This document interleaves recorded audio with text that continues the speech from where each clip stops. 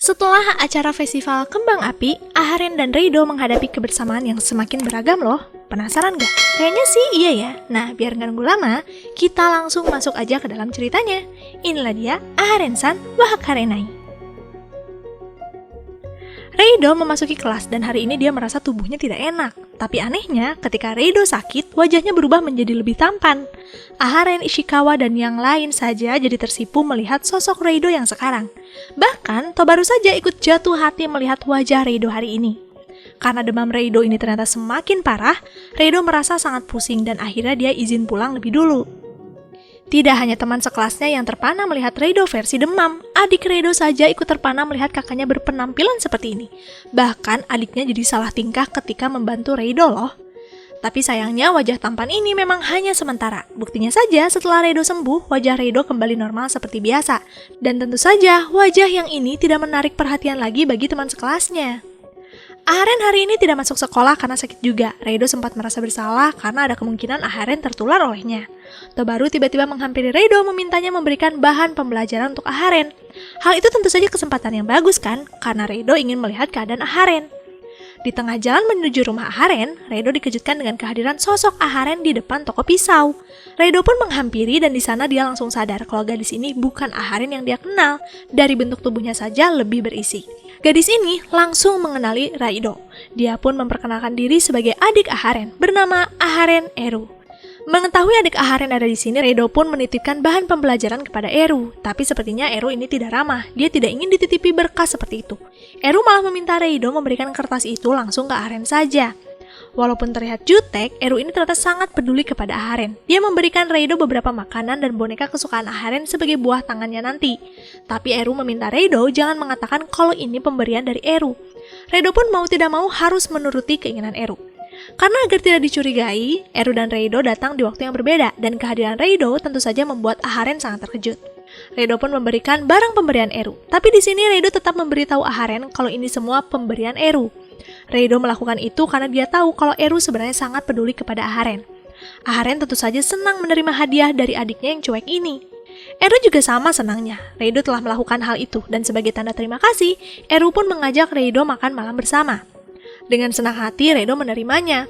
Reido ikut membantu Eru memasak dan selama mereka bersama, Eru membahas ketakutannya melihat Aharen dekat dengan Reido. Karena ternyata selama ini Aharen sering membicarakan Reido kepada adik-adiknya. Maka dari itu Eru berharap Reido bisa menjaga kakaknya sebaik mungkin. Jika tidak, tahu kan akibatnya?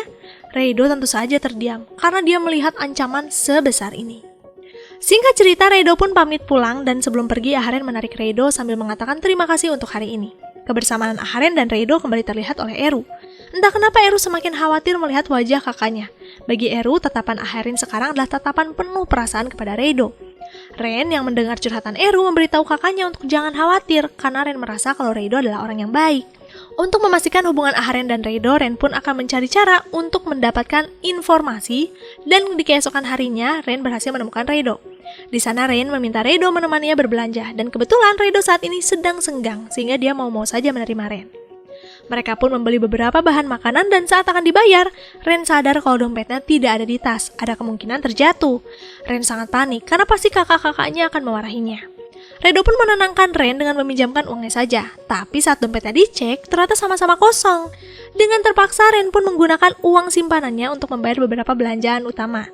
Tapi sisanya Ren akan meninggalkannya karena pasti tidak cukup. Setelah berhasil membayar belanjaan, mereka pun keluar. Dan di depan supermarket, Reido kembali dikejutkan dengan kehadiran Nui yang membawa dompet Ren. Anjing ini sangatlah pintar.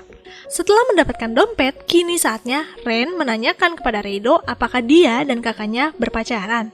Reido bingung harus menjawab apa, karena tiba-tiba saja di waktu yang bersamaan Aharen muncul di belakang Nui. Aharen sebelumnya memang sedang berjalan-jalan dengan Nui, tapi Nui berlari begitu saja. Reido pun berniat menanyakan kondisi Aharen, tapi karena Ren ada di sini, agar tidak tertukar, Reido memanggil nama depan Aharen yaitu Reina. Dan hal itu tentu saja membuat Aharen salah tingkah. Ren juga sama-sama terkejut loh mendengar Reido memanggil nama depan Aharen.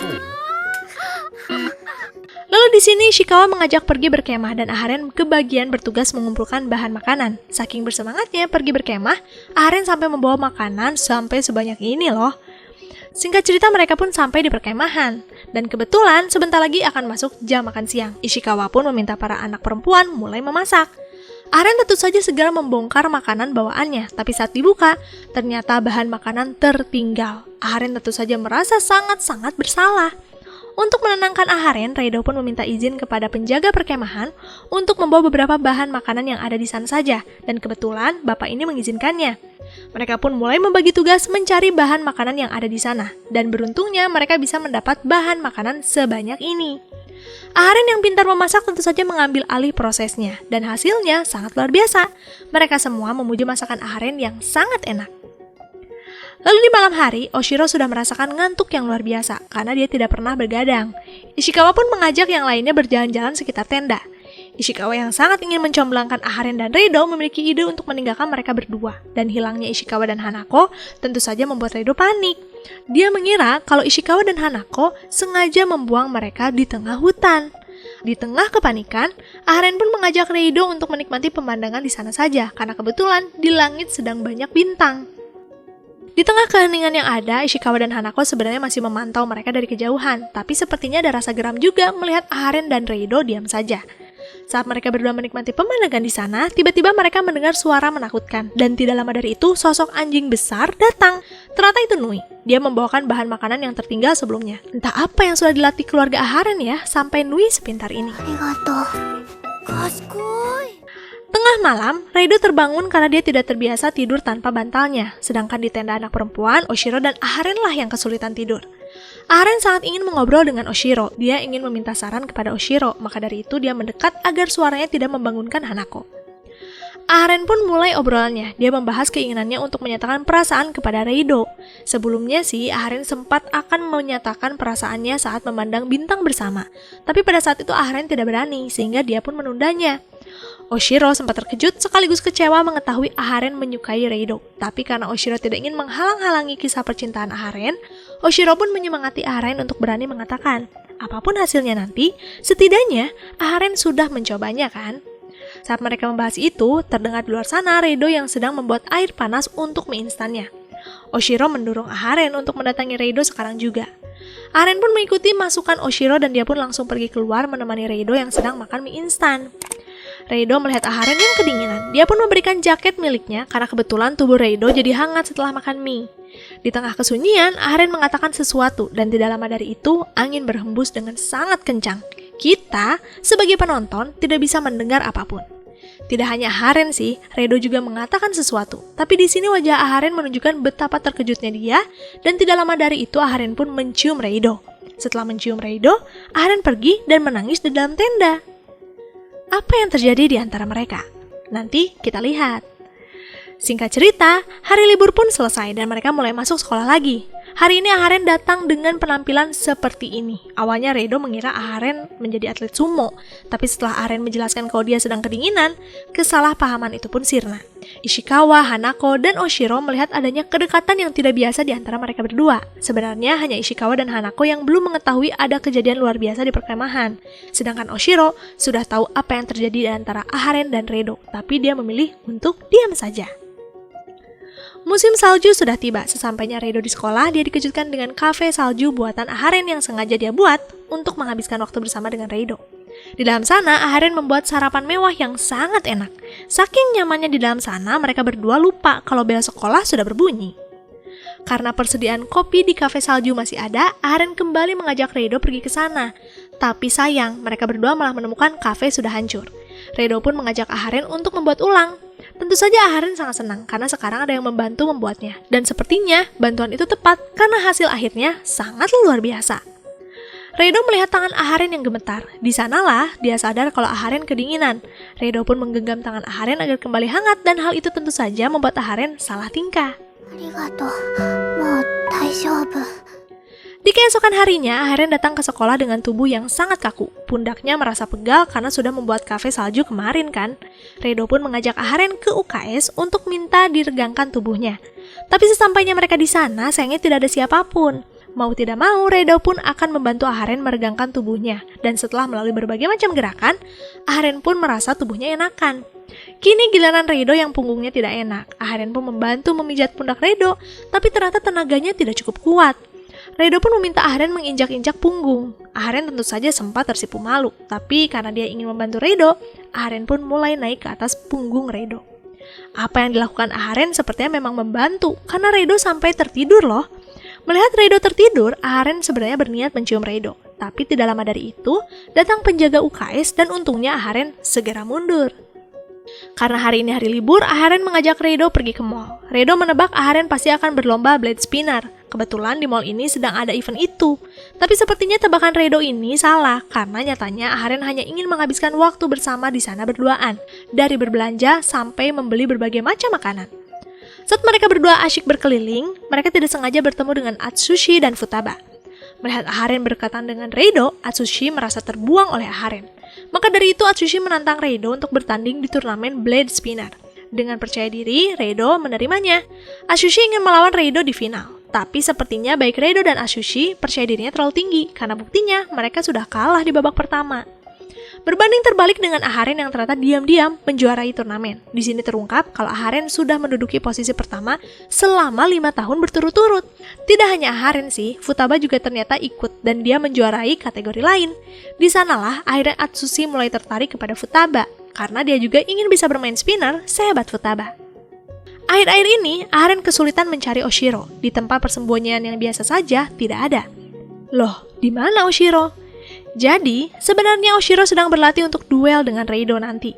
Oshiro mengetahui kalau Reido dan Ahren sebenarnya tidak berpacaran, karena sebelumnya sempat bertanya kepada Ahren dan jawaban Ahren hanya geleng-geleng. Dari sanalah Oshiro tahu kalau kisah cinta Ahren berarti ditolak oleh Reido. Itulah penyebab Oshiro ingin mengajak Reido berduel.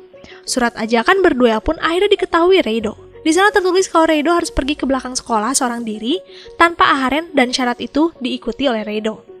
Duel yang akan mereka lakukan untungnya bukan duel secara fisik. Oshiro malah mengajak Reido bermain reverse. Selama bermain, Oshiro melemparkan beberapa pertanyaan, termasuk alasan Reido menolak Ahren. Di pertandingan ini akan menjadi penentu kedekatan Reido dengan Ahren. Jika Reido kalah, maka Oshiro ingin Reido menjauhi Ahren. Mendengar hal itu, Reido pun mengatakan kalau dia akan menolak keputusan itu, karena sebuah fakta yang sebenarnya terungkap di sini. Ternyata, Reido juga sangat menyukai Ahren. Pernyataan Reido ini terdengar juga oleh Ahren. Ahren tersipu malu mendengar itu semua. Ahren pun memberitahu Oshiro apa yang sebenarnya terjadi di perkemahan. Jadi, di malam itu, Ahren ternyata tidak menyatakan perasaan. Dia tidak sanggup mengatakannya, tapi ajaibnya malah Reido yang menyatakan lebih dulu. Mengenai penyebab kenapa Ahren menangis di tenda, sebenarnya karena Ahren bingung melihat ekspresi Reido yang terkejut ketika dicium olehnya. Pada saat itu Ahren mengira kalau Reido tidak suka dengan sikap Ahren. Reido yang mendengar hal itu tentu saja kembali memberi penjelasan. Dia pun mengatakan kalau diamnya itu bukan karena tidak suka, tapi benar-benar terkejut dengan apa yang sudah terjadi di antara mereka. Reido benar-benar suka kepada Ahren. Dengan malu-malu, Ahren pun akhirnya mengungkapkan isi hatinya, yaitu dia sangat menyukai Reido juga. Apa yang terjadi di sana ternyata terdengar juga oleh Ishikawa dan Hanako. Mereka diam-diam mengikuti Ahren pergi ketika Ahren mencari Reido.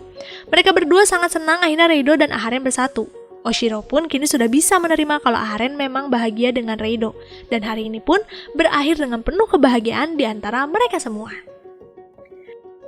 Sejak menyatakan cinta secara benar, Reido dan Ahren sudah tidak ragu lagi menghabiskan waktu bersama. Tapi di hari ini, tumben Ahren meminta Reido pulang duluan. Reido tentu saja curiga, dia tidak diam begitu saja. Dia mengikuti kemana Ahren pergi dan langsung menghampirinya. Di sana Reido menanyakan apa yang sedang dilakukan Ahren diam-diam. Ahren pun menjelaskan kalau sekarang dia sangat ingin membesarkan sebuah tanaman. Reido menawarkan bantuannya dan untungnya Ahren mau menerima bantuan itu. Hari demi hari mereka habiskan bersama dan ternyata ketika tanaman itu bertumbuh besar, di sini terungkap kalau Ahren selama ini menumbuhkan bunga lupinus. Bunga ini dipersembahkan untuk Reido, maka dari itu bunga ini ada arti. Tapi sepertinya Reido tidak tahu apa makna dari bunga ini dan hal itu membuat Ahren jadi kesal. Di keesokan harinya, Ahren memberikan surat kepada Reido. Isinya mengajak Reido mendatangi ruangan teh yang sudah tidak terpakai. Reido bingung apa maksud Ahren mengundangnya ke sini. Berbagai macam skenario di otak Reido pun bermunculan. Tapi untungnya kebingungan itu cepat berakhir setelah Oshiro dan teman-teman yang lain datang. Selain itu, Tobaru dan Miyahara juga diundang loh. Setelah semua sudah berkumpul, pesta teh pun dimulai. Berbagai macam makanan dihidangkan di sana dan suasana pun menjadi sangat hangat. Lalu Ahren tiba-tiba pergi keluar. Reido tentu saja mengejar Ahren. Di sana Ahren mengucapkan rasa syukurnya karena masa SMA berjalan dengan sangat menyenangkan. Orang-orang yang diundang hari ini adalah sangat berarti bagi Ahren. Tapi di waktu yang bersamaan, Aharen takut jika nanti di tahun ajaran baru, Aharen dan Reido berpisah kelas. Aharen takut tidak bisa bersosialisasi dengan teman barunya nanti. Reido pun menenangkan Aharen kalau semuanya akan baik-baik saja. Kalaupun nanti mereka beda kelas, Reido akan selalu ada membantu Aharen. Mendengar itu, Aharen pun jadi tenang. Dia merasa kalau bunga yang ada di depannya ini memang sangat menggambarkan sosok Reido. Karena makna dari bunga lupinus adalah kamu memberikan kedamaian dan aku selalu bahagia. Selesai deh akhir yang bahagia. Tapi kayaknya bakal ada season 2 nih. Tapi ini masih prediksi sih. Nah, kapan season 2-nya? Mima juga belum tahu. Jadi kita tunggu aja dengan sabar kabar baiknya ya. Makasih buat kalian yang udah setia sampai part ini. Sampai jumpa di cerita anime selanjutnya. Jamatane, arigato, gozaimasu.